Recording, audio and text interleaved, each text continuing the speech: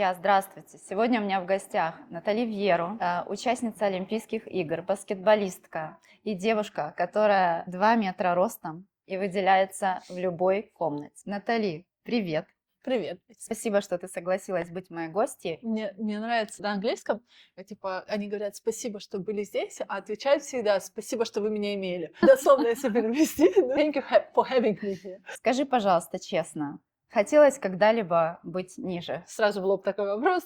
Да, если честно, хотелось. Наверное, все когда-либо хотели быть кем-то другим или иметь что-то другое. Для меня этот вопрос был актуален в подростковом возрасте, когда я очень сильно выделяла, и я, наверное, еще не умела, не знала, как с этим жить, бороться. И тогда мне хотелось быть ниже. И я помню отличные моменты, когда в толпе идешь, и идешь такой, сгибаешь коленки, чтобы не так сильно выделяться, да, среди всех. Ты была самая высокая в классе?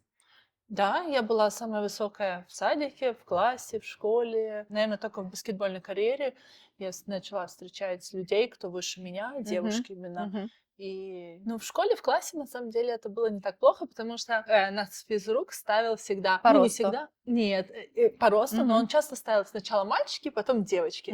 И я была самой высокой среди девочек, а мальчики как бы стояли все впереди меня. А с какого класса вообще начался вот этот рост? И когда ты начала выделяться, скажем так, и быть не такой, как все? Это не с класса началось. Это началось с рождения. Я родилась очень стандартных размеров, все. Но первую ситуацию, которую я помню, это было... Мне было около 4 лет. Мы стояли с мамой в подъезде, ждали лифт ехать домой на этаж. И спускается соседка, и как бы к маме: «О, привет, это ты?» И ко мне такая: «Ой, какая ты уже высокая, в каком ты классе?» Мама такая: «Она еще в садике». И я помню это удивление, и это типа: «Как в садике? Она такая высокая?» Я всегда была высокая. И недавно мама нашла, переезжала и какие-то документы отправила, мою справку о рождении, и там рост был. И я год и 9 месяцев была метр, что, в принципе, для детей, я потом интересовалась. Выше среднего, да? Выше среднего. Около 85-90 сантиметров. Это считается уже такой Норм. не низкий человек. А я была в год и 9 метр. А сталкивалась ли ты с травлей в школе, среди сверстников? Дразнили ли, обижали? Было такое? Да, наверное, я сталкивалась, но это было не в классе. Это мне повезло с классом, у меня был дружный класс, как бы девочки с парнями дружили, нас защищали. Но в школе неоднократно были усмешки по улице, когда ты куда-то идешь, были усмешки. И дети, подростки, даже взрослые до сих пор часто сталкиваюсь с ситуацией, когда ловлю на себе не просто взгляд, они начинают там прыгать, что-то показывать, какие-то... Ведут себя как дети, да? Я называю как Немножко. обезьяны. Как Для меня, обезьяны. да, для меня это немножко... Я понимаю удивление, я понимаю реакции, когда люди оборачиваются, смотрят. Наверное, если бы я что-то из ряда вон для себя выдающего увидела, я бы тоже оглянулась, может быть, посмотрела бы, но для меня непонятна, наверное, реакция прыгать, пытаться до моего роста достать. Для меня это просто какой-то... Странное поведение. Да, А как ты на это реагируешь? Если у меня хорошее настроение, то я могу посмеяться, сказать: кому-то роста, кому-то вы и мозгов не дать. Как бы такого плана. Я чаще это даже не говорю, это так про себя. А если у меня настроение меняется, и что-то мне уже вывело из себя, то я могу это и сказать. И, наверное, сейчас это все реже и реже происходит, потому что мне меньше хочется, чтобы я была принята ими. Как бы мне комфортно, я такая: ты посмотри на меня, хоть посмотреть на меня можешь, такого. А раньше мне хотелось прям Огрызнуться. да. Было такое, что ты искала где-то поддержку или в ком-то, что тебе сложно было справляться вот с этими эмоциями, да, и выделяться среди сверстников всегда? И ты хотела, чтобы тебя приняли, чтобы тебя пожалели, или как-то сказали, что с тобой все окей? Где ты искала эту поддержку? Кто был всегда рядом? У меня всегда рядом были родители, у меня папа высокий, и он свой рост, у меня папа выше меня, и он свой рост всегда очень дружелюбно, в шутку, со всеми так как-то легко. И, Он тоже сталкивался с таким, да, получается, отношением? да. Я родом из Молдавии, и там люди... Маленькие. И маленькие, и низенькие, и в то же время, мне кажется, они более дикие. Но Мгм. они меньше что видели в Мгм. жизни, наверное, и меньше с чем сталкивались. Мгм. И в мое время это не было интернета, где можно было прочитать и узнать, что да, там есть высокие люди, есть толстые люди, есть там, не Мгм. знаю, татуированные люди, еще какие-то. И это было такое, как обезьянник, да, реакция. А почему ты думаешь, людям важно быть такими, как все? М, Я не считаю, что людям важно быть Нет? такими, как все. Нет. Мгм. Это легче быть такими, как все. Да. Ну, Потом, вот многие стремятся, да, нам же с детства говорят, не выделяйся, будь такой, как все, вот там, сиди ниже травы, тише воды. мне кажется, это постсоветское немножко, потому что Да, да. вот здесь такое реже. И здесь, на самом деле, я реже вижу от местных такую реакцию. Мгм. Вот именно в Германии. Здесь реакция больше от приезжих. Когда ты выделяешься, то ты, или когда ты как все, то ты меньше усилий надо.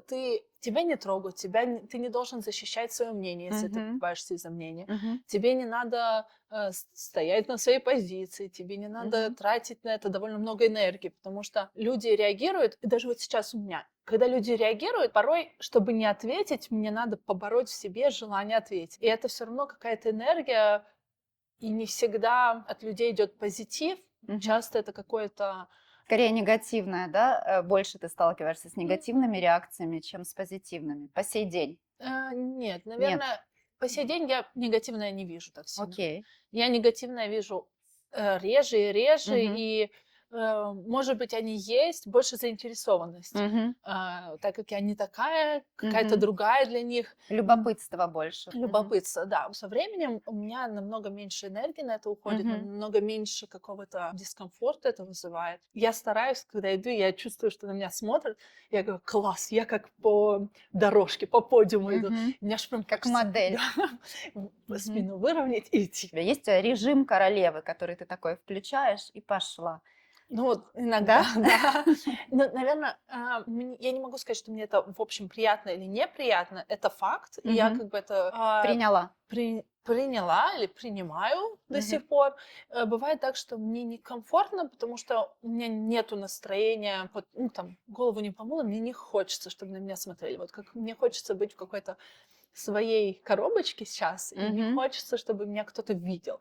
Но я понимаю, что если у людей есть такая опция, они просто могут выйти и пойти, Мгм. и, ну, как бы вот в обычной одежде, да, ну, как бы, Мгм. и, скорее всего, у них есть возможность слиться с массой, то у меня этой возможности, по сути, никогда нету. Каждый раз я должна быть или в положительном настроении, каком-то Мгм. хорошем, что типа, да, и питать положительную от них Мгм. энергию брать, что типа, да, я такая, смотрите.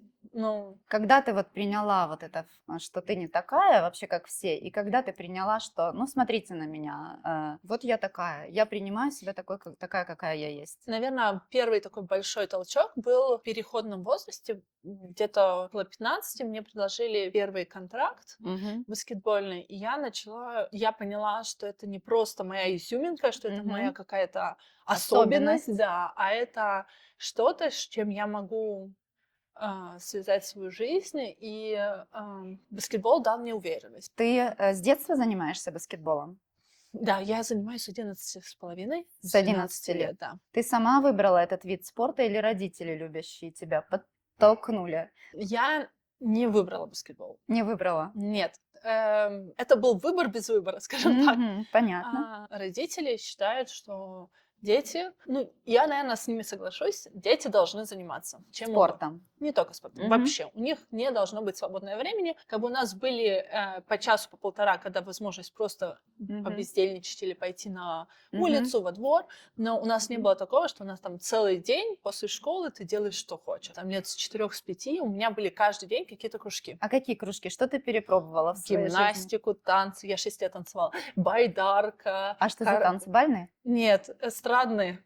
Я в роли и мальчиков, и девочек всех Вау, подряд. окей. Да, Байдарка. Мгм. байдарка, рисование, разные виды единоборств Мгм. были. Рукоделие я много чем занималась, кроме рисования. Я и вышивали, макраме делала. Ну и у нас было такое как правило, негласное правило, скажем Мгм. так, что у тебя есть каждый день, ты должна куда-то ходить. Можно Мгм. по 2 раза, пожалуйста. В Ну, день.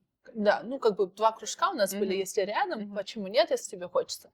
Но каждый день было обязательно. Но родители в то же время давали выбор. Они Мгм. не записывали, не говорили: "Так, с сегодняшнего дня ты ходишь там Только на". на баскетбол и больше Да, никуда. нет, Мгм. такого не было. Поэтому, ну, было правило, если ты начинаешь ходить, ты даешь добро, ты Мгм. начинаешь ходить, у тебя как бы есть какой-то период, как пробный период. Это Мгм. обычно был месяц-два. Мгм. Если тебе не нравится, прошел период, ты находишь что-то другое, или ты просишь, Мгм. родители подсказывают, находят, Мгм. мы записываемся, и ты убираешь одно, начинаешь другое. Другое. Это не было так, что типа, ой, я не хочу танца, давайте полгода я поищу что-то другое. Нет, Мгм. это как бы было. И так баскетбол получился. Нам кто-то из со двора, там девочка, мама была Мгм. тренером, у нее дочка высокая, она увидела меня и предложила папе, а не попробовать ей баскетбол. Мгм. И папа такой: "О, почему нет? Наташ, пойдешь на баскетбол?" Такая: "Я не знаю, И почему нет, отправил тебя попробовала". на Да, пробное. и меня, Мгм. как бы она там изначально то уезжала, то приезжала, это было во дворе недалеко, как Мгм. бы такое более лайтовая версия. Мгм. А они в итоге переехали, как раз у них был переездной такой момент, и она меня посоветовала, говорит, типа, поедьте вот в туда, это хорошая Мгм. спортшкола. И я попала к своим тренерам, к первым тренерам. Мгм. И там поначалу это было больше хобби, Мгм. попробовать, посмотреть, ну, типа, как бы так. Там уже многие ходили долго, там многие начали в Мгм. 6-7 лет, Мгм. а я новичок, ну, как-то. А в 12 это еще не 11, да, Почти, получается? ну, получается, я к вот первым тренерам около 12 попала. Это считается поздно уже Ну, начинать, да? сейчас, да, это Мгм. считается поздно. М. Ну, у меня был рост, поэтому Мгм. тренера во мне увидели какой-то, у папы, Потенциал. да, был Мгм. рост, у меня тоже Мгм. потенциал, и они как бы меня пытались быстрее втянуть, и я Мгм. довольно неплохо начала втягиваться, да, и Тебе было это интересно? Да, но я не могу сказать, что я вот если бы в тот момент выбирала между баскетболом и танцами, я бы выбрала Мгм. баскетбол, не уверена. Мне нравилось в баскетболе то, что мы много Мгм. ездили Мгм. по нашей. Я в Молдавии начала, и по Мгм. Молдавии мы ездили в Румынию на какие-то лагерь, потом ездили по Украине, играли украинскую лигу. И за счет этого мне это очень нравилось.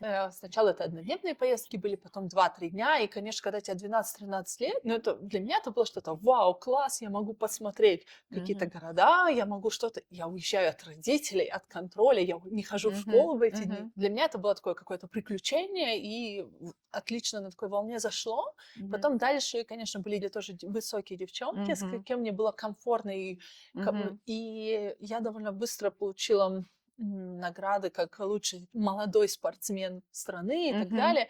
Это началось какое-то уже и финансовая какая-то минимальная, но это там 14 лет первые какие-то В карманные деньги. 14 ты первый раз свои деньги Да, заработала. да, А и помнишь еще, сколько это было? это было 100 лей, я не знаю на тот момент, сколько это Мгм. было. Это молдавская А, валюта, это лей. так, окей. Да, Мгм. я получала их год, каждый месяц, это была премия, вот, и За твою победу. Это было да, как спортсмен, вот Это молодой здорово, да? спортсмен, да, подающий надежды, они как бы вот такие премии давали, и я Мгм. попала вот в эту категорию. А что можно было на это купить? Одежду или что тогда вот Если, ребенку? если честно, я вот сейчас вспоминала, у меня не было каких-то желаний, я Мгм. отдала эти деньги родителям. Отдавала родителям. Да, Честный ребенок. ну, я помню, что Мгм. родители предлагали, давай соберем что-то побольше купим, но у меня, в принципе, не было каких-то таких Мечты не было такой. больших что-то. Купить виллу на Ну, Майорке. это не хватало денег, да, тогда, но сейчас, наверное, Мгм. надо было вкладываться уже. Мгм. Был велосипед, у меня ролики Мгм. были, все, что мне Ты надо была было. счастлива. У тебя Я было была все, счастлива. что нужно было Да, для подростка. да. А тогда одежда, это было, не было бутиков, или у Мгм. меня не было доступа к этим бутикам, и поэтому, а на картонке на рынке, то Ну все да. равно родители, Мгм. как бы, в принципе, в адекватных размерах по Мгм. возможности покупали все, что я хотела и мне Мгм. надо было, но у меня не было никогда такой какого-то, Потребности да, потребности, наряжаться. да. Я спокойно относилась к этому. Давай, раз мы уже про наряжаться заговорили, поговорим, вообще сложно тебе выбирать одежду вот в обычных магазинах? Да, я ненавижу шопинг в его понимании. Понимаю тебя. Наверно, меня больше не то, что шопинг не нравится, мне не нравится это чувство разочарования. Когда ты Мгм. приходишь, ты тратишь там полчаса, час времени, Мгм. выбираешь что-либо, потом меряешь на себя, ты это представляешь или ты видишь это на Мгм. картинке, на модели там 1,60 м, как это красиво выглядит. Ты одеваешь на себя, и ты понимаешь, что у тебя талия там, где грудь, Мгм. длина места там до колена, у тебя еле попу прикрывает, и Мгм. вот это чувство разочарования, чувство того, что очень лимитированная одежда есть на мой рост, Мгм. которая мало что как-нибудь сядет, а еще и чтобы ей нравилось. И я поэтому в какой-то момент просто перестала ходить на шопинг. Я Мгм. какое-то время шила сама на заказ. У меня была швея, Мгм. которая непосредственно, она шила, мы ходили вместе, выбирали ткань, она мне Мгм. рисовала, помогала рисовать. Ага. Я, может, находила какие-то картинки, Мгм. которые мне нравятся, она мне подсказывала, пойдет это, не пойдет на мой рост. Вот, это не было что-то экстравагантное, но это было такое вот базовая Мгм. коллекция, что мне нравилось. С переездом в Германию это стало довольно дорого. Тут, наверное, сейчас время, когда это легче какое-то базовое что-то найти, потому что есть сайты для Мгм. высоких, есть сайты, даже тот же Zalando Tall, Amazon Мгм. Tall. А это подходит тебе Amazon Toll, Zalando Toll, это на тебя садится Не нормально? все. Я уже Но примерно понимаю, что если окей. там на модели 180 оно до пола, мне это будет до колена. Ага. И я примерно понимаю, но я вижу стиль, например, что мне нельзя в обтяжку брать, потому что у меня там Мгм. детали, у них это будет около груди, это не влезет. Есть у тебя уже какие-то любимые проверенные марки? Вот ты точно знаешь, это сядет, ее М. покупаю. Каждый раз это Каждый вот раз по какой-то. модели. По модели надо смотреть, потому Мгм. что, ну, платья, юбки легче садятся, Мгм. кофты сложнее, особенно если это что-то интересное, как бы длина Мгм. рукава надо сразу оценивать, что это будет или 3/4, или надо будет Мгм. как-то. Плюс все, что по талии, это все, скорее всего, будет коротко и будет не на своем месте. По Да, сей день вот да, проблема для тебя найти да, красивую, да. удобную, садящуюся на тебя одежду. Да. Это, наверное, стало намного лучше для девочек, которых Мгм. 185-190, так как я уже 2 метра, это все Мгм. таки наверное, такое, э, exception. Мгм. Да. А обувь? А, Какой размер? Кроссовки у меня 48-49, а женская обувь я влажу в 47, Мгм. иногда в 46, но это какие-то вот более. Ну, хорошо, что, например, тот же Adidas, Nike сейчас делают много унисекс Мгм. обуви, причем с разными цветами. Я ее люблю. Я очень часто ношу кроссовки. Туфли также есть на Amazon, и также есть вот Zalando есть, но есть выбор. В принципе, что-то классику, что-то можно найти. Какой одежды в твоем гардеробе больше всего? Это, наверное, вот это спортивная скорее одежда? И Последнее время я очень люблю. Летом мне нравится платье, и платье? с Мгм. платьями я скорее ношу не каблуки, а кроссовки. Мгм. Зимой я не люблю колготки, поэтому колготки это отдельная боль, поэтому А вообще каблуки, вот ты позволяешь себе каблуки с твоим ростом? э, да, но они мне Тебе в них комфортно в каблуках? Или все-таки хочется скорее уменьшиться? как бы, если я просто иду в Мгм. магазин или там еду куда-то в Мгм. театр, я не одену высокие каблуки. Не из-за того, что мне некомфортно, я обожаю каблуки, я могу на них бегать, Мгм. на шпильки, вообще это без проблем. Это больше у меня была травма на ноге, и Мгм. ну, как бы возраст, ноги затекают, это надо какие-то короткие перебежки, какие-то Мгм. короткие. Мгм. Я могу туфли взять с собой, приехать, обуть, пройтись и снять. Вот это да, это могу. А вот прям на целый день, там, 15 сантиметров шпильку нет. Я не знаю такое, когда ты говоришь, там, ой, вот тут застежечка не такого цвета. Я рада, если там есть застежка, и она закрылась.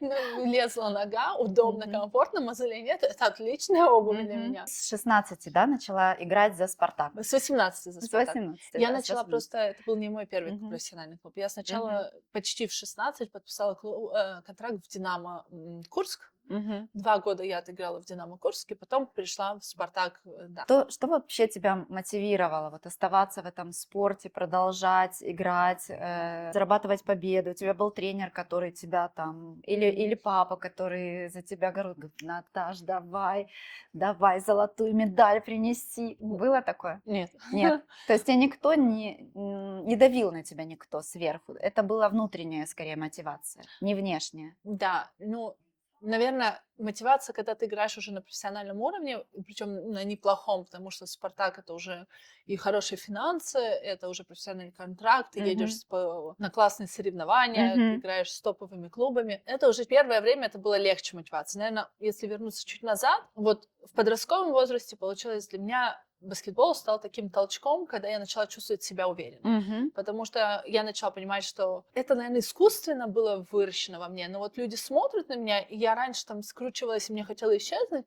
а потом я начала себе говорить, типа, Наташа, ты играешь там в баскетбол, Мгм. ты играешь, ты там уже в таком возрасте уже получаешь это. Кто они? Ну, как бы Мгм. это было искусственно, неправильно, некрасиво говорить, но я начала себя искусственно поднимать, Сама себя. да, Мгм. поднимать в какой-то степени выше людей, кто на меня Мгм. смотрит. Не то, что они тоже что-то чем-то занимались, но я начала, что да, оценивать или Мгм. свои заслуги, и я начала подчеркивать для себя, что типа, смотри, ты классный, ты это.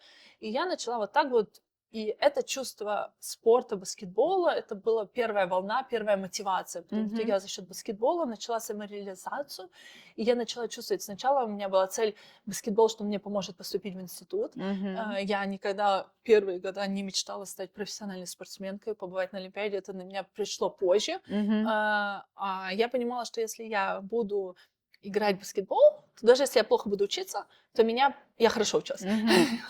но меня возьмут в институт. Мгм. Я смогу потом играть за институт, Конечно, все хотят таких да. спортсменов. Вот, и Мгм. для меня это была первая волна мотивации. Дальше мне предложили первый контракт, и как-то, А в наверное, каком возрасте первый контракт? Это вот вот со 15 с спорт половиной, да. 15 с половиной. Динамо это был Мгм. курс, 15 с половиной, да.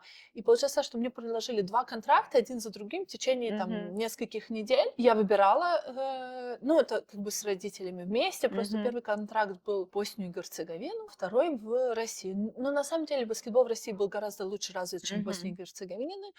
Вине, и Мгм. там с учебой. Вот, да. И у меня Мгм. родители однозначно наставили, что если я неважно, как бы пытаюсь профессионально строить, то учебу я должна закончить, потому что они всегда считали, что, ну, я с ними согласна, что нельзя ставить на одно что-то. И спорт был в таком Мгм. возрасте, ты в любой момент можешь получить травму, и все, и дальше у тебя жизнь в спорте закончена, и надо как-то дальше крутиться. Мгм. А учеба, знания, ты все равно можешь варианты. И если они не разрешали мне переходить в спортивные школы, в спортивный класс, они ну, как бы требовали, чтобы баскетбол был на хорошем уровне, но это Мгм. твой уровень, Мгм. который тебе хочется, а учеба это, ну, это святое, это обязательно. Мгм. И вот, и они поэтому настояли, что я переехала в Курск. Там, конечно, еще были факторы, что несколько человек из нашей команды Мгм. переезжало, вот приезжали Ты одна тренера. переехала без Нет, род без родителей, но Мгм. приехали тренера. Окей.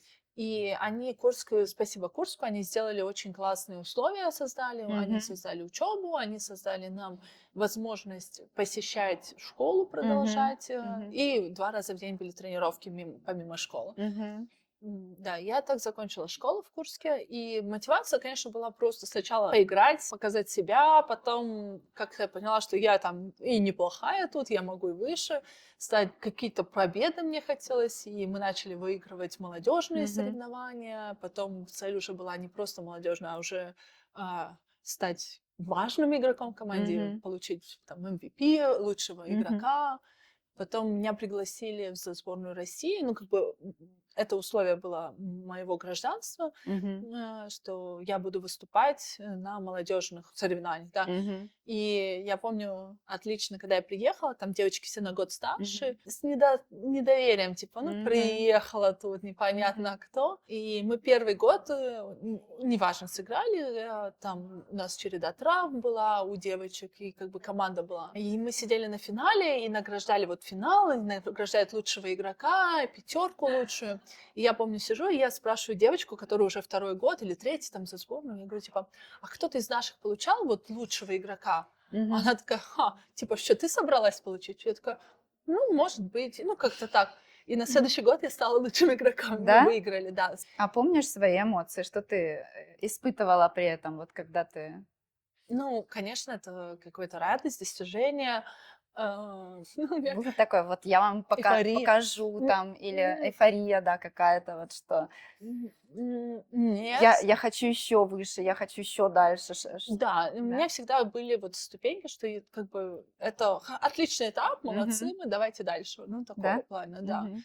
И получается, что я довольно быстро, когда приехала в Россию, я довольно быстро получила все звания. Я когда только приехала, я за первый год сделала кандидата, потом Мгм. через год я получала мастер спорта, еще через год я уже получала международного. Мгм. как бы дальше только заслуженные, которые я, увы, никогда не получила. Это надо выигрывать Олимпийские игры, призеры, как бы это очень... Я верю в то, что надо желание и цели говорить себе В где-то, голове? да, в голове, ставить планку, Мгм. а другим, ну, как бы показывать. Мгм. И если ты кричишь, что там я лучше, я стану лучшим, я буду MVP, а если ты не станешь? Ну, как бы это же все равно много факторов, которые Мгм. влияют на Мгм. это, то как-то уже как будто балаболишь. Не разбрасываешься Да, словами, а именно да. действия для Если тебя. Мгм. я стараюсь, если я сказала, то я почти уверена, что я это смогу сделать Мгм. физически.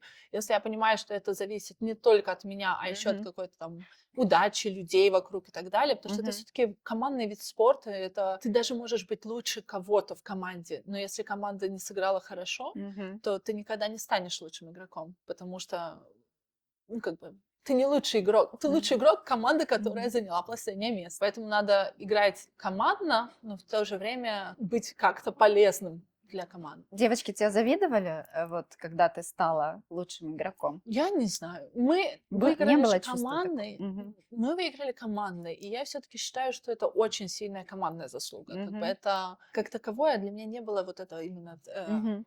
никогда не было цели прям любой ценой стать первой, Мгм. именно лучшим игроком. У меня больше была цель приносить пользу команде и Мгм. выигрывать. А когда ты приносишь пользу, и если ты ее приносишь Мгм. много и хорошую, то и команда выиграет, и ты выделяешься как игрок. Мгм.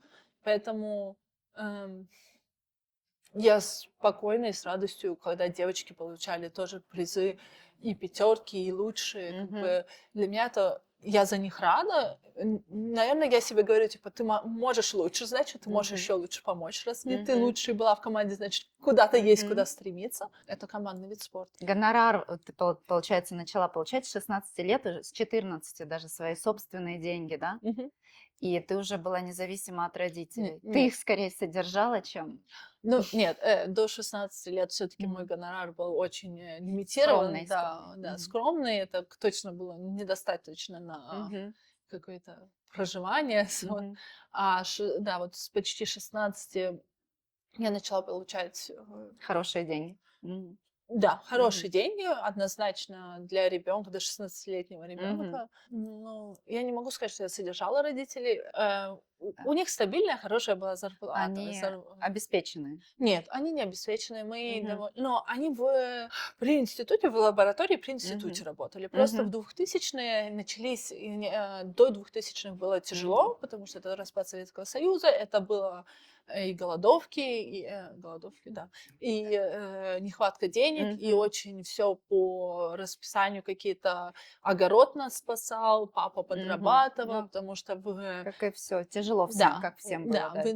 а где-то к 2000-м у родителей пошли какие-то международные гранты, Мгм. у них с лабораторией, они Мгм. начали крутиться, вертеться, и как-то пошло, я не могу сказать, что много денег, нет, но это больше хватало на жизнь, на Мгм. какие-то, помимо еды и Мгм. одежды, минимума базового, как бы на что-то, поэтому у меня родители всегда жили довольно скромно, им для счастья деньги не нужны, Не скажем. нужны. А тебе? Нет.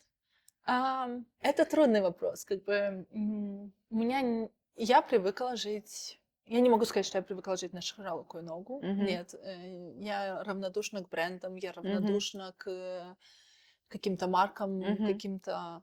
Но у меня есть Лакшери, да, вот? лакшери, я Мгм. вообще спокойна, но тем не менее я люблю комфорт, я люблю, обожаю путешествовать. Мгм. Это не дешевое удовольствие.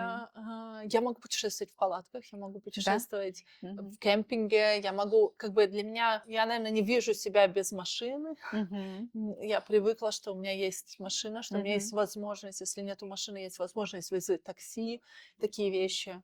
Э, А было у тебя, например, в целях, вот я сейчас поиграю, заработаю себе на безбедную старость и Конечно, прекращу, да? конечно. Удалось добиться этой цели? Это очень коварный вопрос, потому что я, наверное, когда начала первые деньги больше получать, я Мгм. никогда не жила на зарплату. Я жила, у меня всегда я себя лимитировала какой-то суммой. Откладывала, Да, откладывала. я Мгм. купила довольно рано свою первую квартиру. Супер. Я довольно рано начала инвестировать, продавать, покупать в строящемся новое. Мне интересно, я пыталась... Тебя кто-то проконсультировал, наверное, потому что обычно спортсмены так направо, налево, первые деньги, живут на широкую ногу. Нет, меня никто не консультировал. Нет? Почему-то все Просто уверены. ты такая мудрая. Наверное, это факт. Это совокупность фактов, да. Я выросла в 90-е, где я видела, когда нам еле хватало на еду. У нас была еда, мы не голодали, но я видела, что там конфеты у нас не когда мы хотим, а они как бы, они бывают, они Выдают. есть, но ну, как бы это может и Ну неплохо да. для детей, когда что конфеты не в свободном доступе. Ну, как бы такое, мы не ходили по ресторанам, барам, каким-то... То есть ты видела, как зарабатывается, как даются Да, эти деньги, да. и Да, и поэтому я понимала, что выводы для себя да, сделала. для меня это было, баскетбол была одна из возможностей иметь стабильность дальше и не беспокоиться о каком-то черном дне, когда вот не будет хватать еды. Понимаю. И да, и поэтому у меня был план, что мне нужно жилье, мне нужен какой-то пассивный доход, и это было всегда в приоритете дорогих вещей. Ну, и меня не тянуло, я не могу А сказать. не было у тебя цели «не хочу работать», например, заработать себе столько, чтобы больше никогда не работать? Или ты не такой человек? Наверное, не было цели заработать, чтобы никогда не работать. Не было. Была цель, наверное, заработать, чтобы потом работать и делать, что ты хочешь. Окей. Потому что даже сейчас, можно сказать, я учусь, и это, я не уверена, я буду работать, не буду, как захочу я карьеру строить, но мне хочется иметь что-то, какие-то знания, какое-то при желании иметь возможность это сделать. Окей. И мне не хочется думать, что вот если у меня сейчас закончатся деньги, мне завтра надо идти работать куда-нибудь, чтобы заработать себе на что-то. Мне это дискомфорт вызывает. Я Поэтому, понимаю. да. Баскетбол была, конечно, это была отличная возможность пахать, работать, и была цель, я видела плюсы. Я, опять же, повторюсь, я обожаю ездить, путешествовать, и баскетбол давал такую возможность. У нас, я играла в клубах, в которых Евролига, это европейский чемпионат, мы ездили по классным По местам. всему миру. В основном по Европе, По да, Европе. но были и в Америке, было и в Китае, но и эта возможность все равно перед игрой у тебя есть 2-3 часа прогуляться, посмотреть город, Класс. иметь впечатление. И для меня там, с 16, 17, 20 лет это была такая, для девочки из Молдавии, это была такая классная возможность, и я ее очень ценила. Какая первая страна, вообще помнишь, за границу, когда ты поехала, Что тебя считается границей? впечатлило?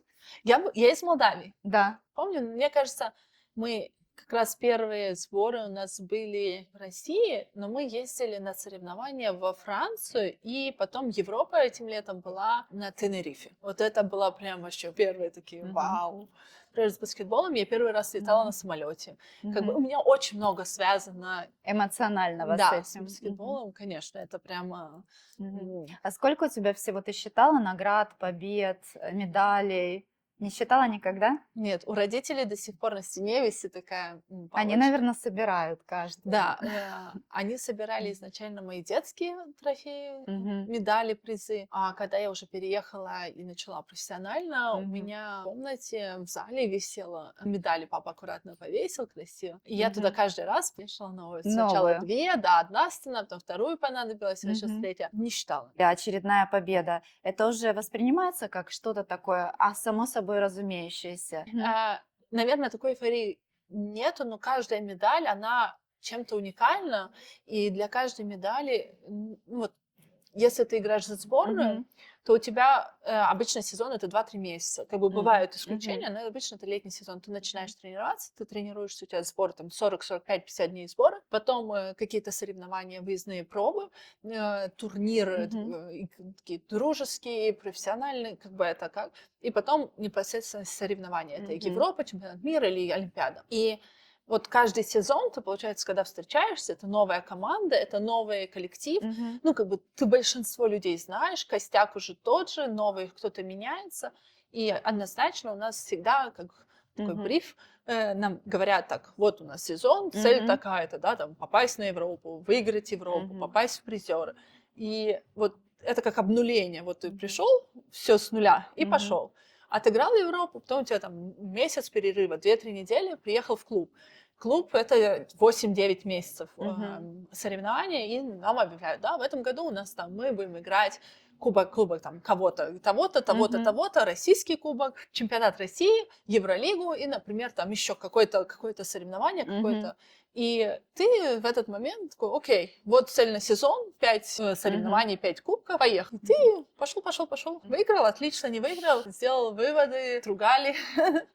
Цель выиграть каждую игру, потому что когда клуб, например, как я в последние 5 лет играла в УГМК, Мгм. где у них нету другого места, как первое, Мгм. понятно, что и за проигрыш тебя не погладят, не скажут: девочки молодцы, Мгм. и за второе место тебя тоже, ну, то, что цели. Ну да. А если играешь в клубе, который там, дай бог, выйдет из группы, там они каждую победу это как Мгм. новое. Ого, пошлите! И все-таки, когда это профессиональное, то Мгм. это уже дело каждого, как себя замотивировать. Мгм. Так же, как взрослые люди ходят на работу, Мгм. как бы хочешь не хочешь, ты идешь, хочешь не хочешь, ты должен сдать этот Мгм. проект, и ты не думаешь очередной проект, ты думаешь, что это очередной проект, иногда Б, но как бы вариантов нету, ты себя находишь Мгм. мотивацию его сделать хорошо, его сдать вовремя, в срок, потому что, так и тут. А какими, скажи, качествами вообще должен обладать спортсмен? Во-первых, это отличается от вида спорта, потому что командный вид спорта, индивидуальный вид спорта, Мгм. даже командный волейбол, баскетбол,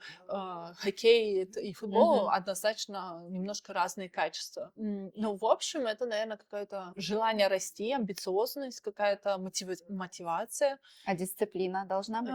Да, особенно в раннем возрасте Мгм. это очень необходимо, потому что Мгм. дальше уже больше по накатанной, у тебя уже четко есть расписание. Привычка уже Да. вырабатывает. Когда ты начинала, сколько у тебя было раз в неделю? 2, 3?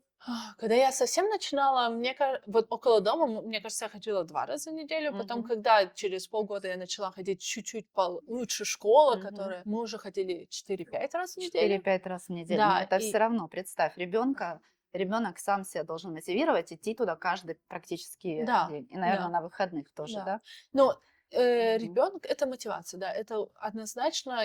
М, я не верю, что родитель может заставить. Он может заставить сказать: Это должно нравиться. То есть "Это тебе в какой-то должен". момент это понравилось, и ты сама туда хотела. У меня были мои плюсы, моя Мгм. мотивация, почему я туда хотела Да. ходить. Мне Мгм. нравилось ездить, мне Мгм. нравилось быть в этом коллективе, мне Мгм. нравилось играть в баскетбол, мне нравилось выигрывать.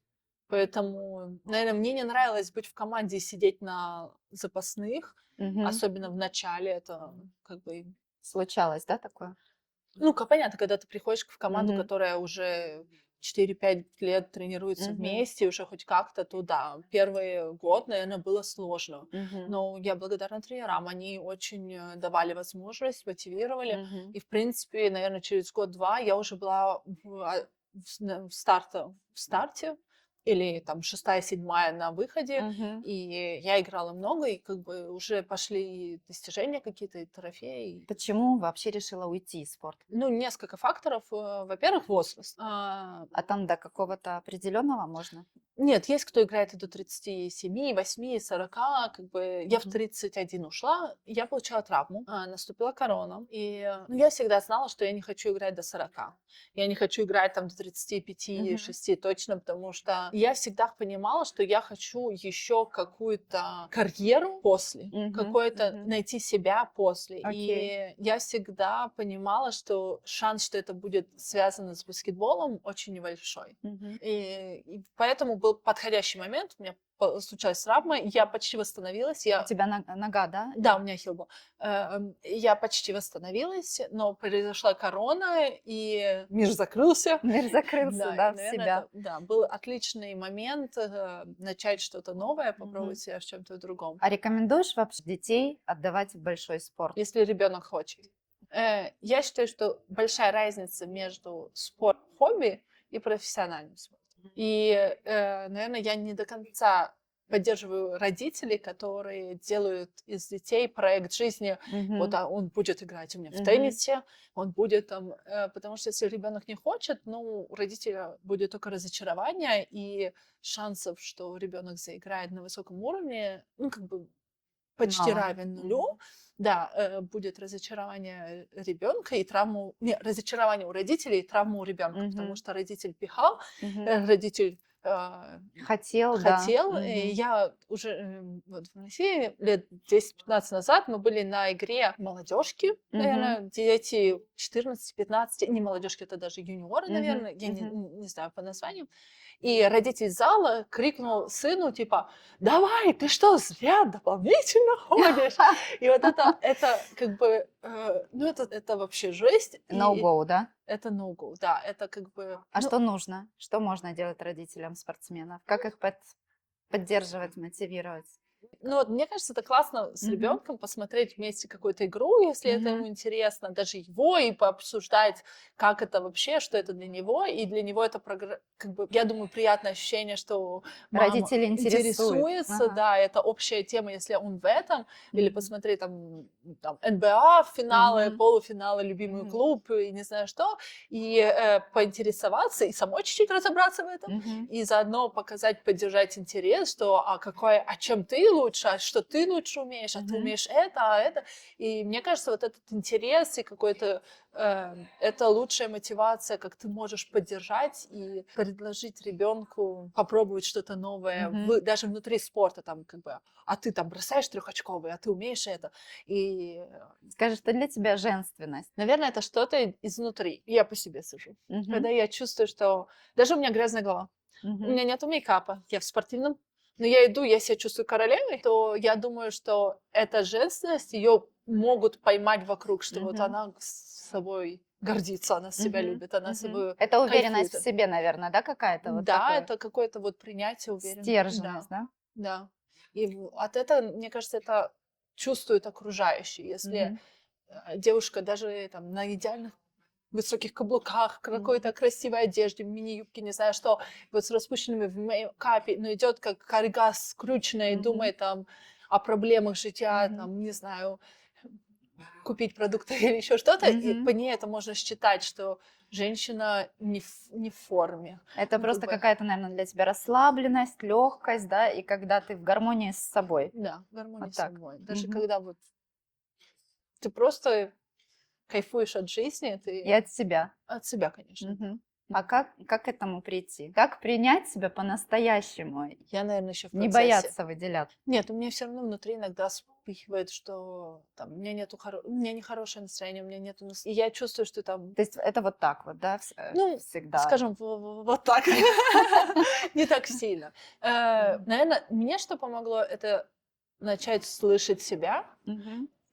принять, что мы все разные, Мгм. и у каждого есть свое право на мнение, свое право на ошибки, на поведение, на выбор и так далее. И относиться, вот если человек говорит, там, нет, этот стол желтый, ты можешь сказать, ну, интересно. И если ты начнешь доказывать, и ты будешь, как бы, нет, мое мнение правильно, он не Мгм. желтый, он деревянный, или Мгм. как этот человек не видит, что это, то это, как бы, ну, человек так считает, а это меня трогает, нет, не трогает. Ну, пускай. Я считаю, что он такой. Я тоже права. Ну, это Мгм. все. И То есть как-то более с легкостью относиться к чужому мнению. да, с легкостью Мгм. относиться к чужому, принимать свое, что не Мгм. пытаться понять, что правильно, что неправильно, не пытаться Мгм. каждый раз говорить, нет, что мнение одно, и вот оно мое. Как бы более, эм, типа, Мгм. это его мнение, это его тараканы, это мое.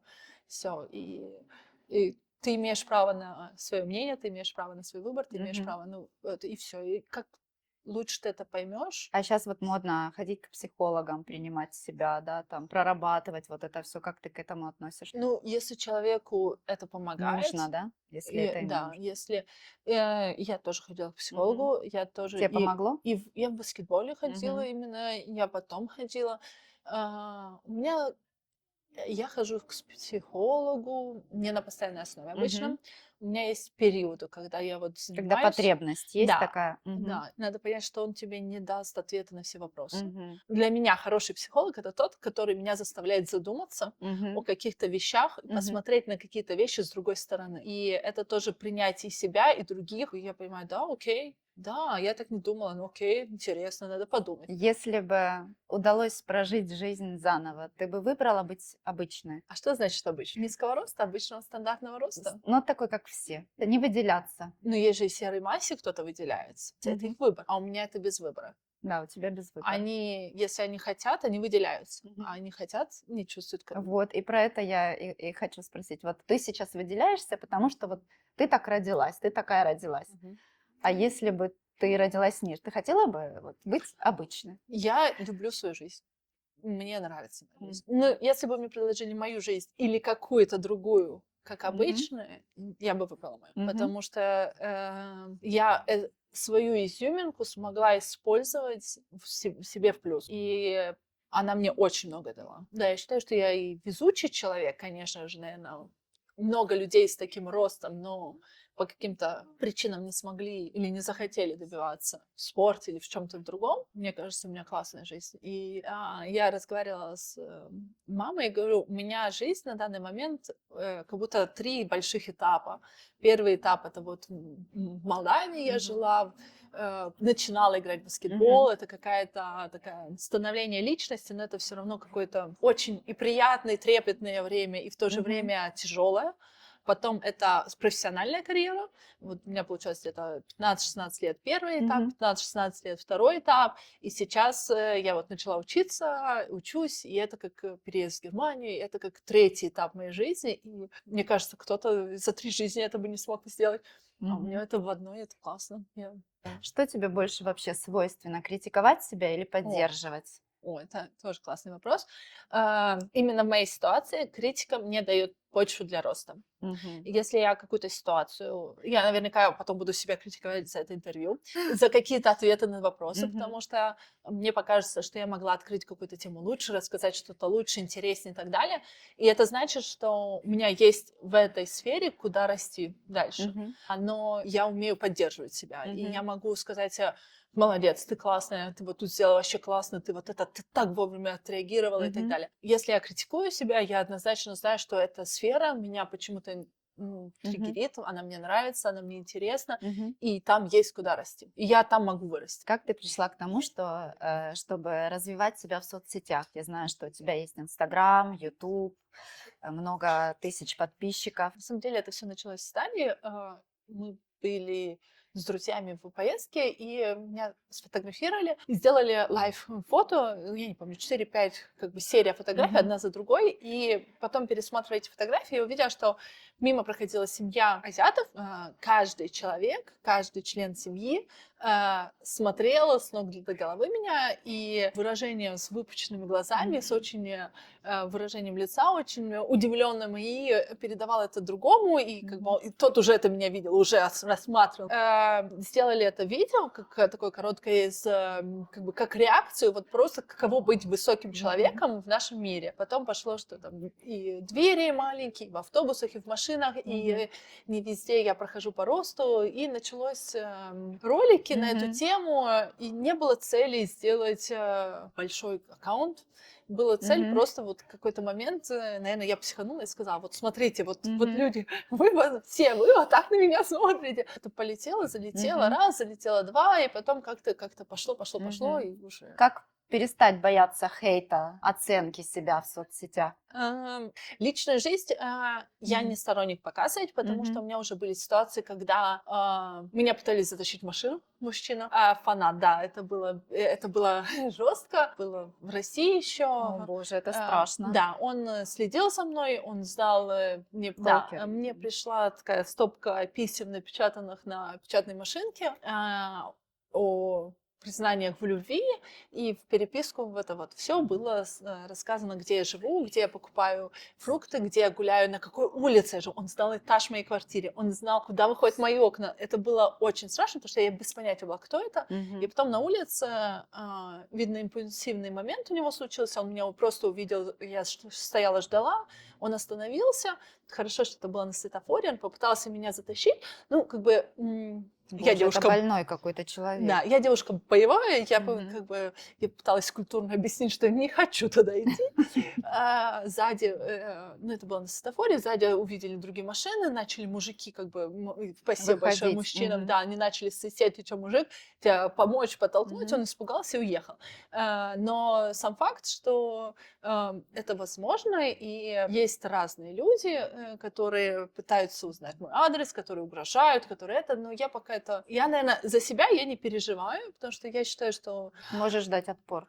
я могу дать отпор, а если, не дай бог, что-то случится, ну, как бы, я предпочитаю не бояться об этом, не Мгм. думать о том, что может что-то случиться, потому что, ну, Конечно, можно... это качественно влияет на жизнь, да, если ты постоянно в страхе находишься Да. и такое, это нельзя, то нельзя. Я вычитала, что, например, шанс смерти от того, что ты упадешь с кровати, гораздо выше, чем шанс смерти попасть в авиакатастрофу. Мгм. И вот, ну, как бы, когда люди боятся летать, мне прям порой хочется сказать, а вы не Мгм. боитесь упасть с кровати? Вы, Мгм. может, на полу спите?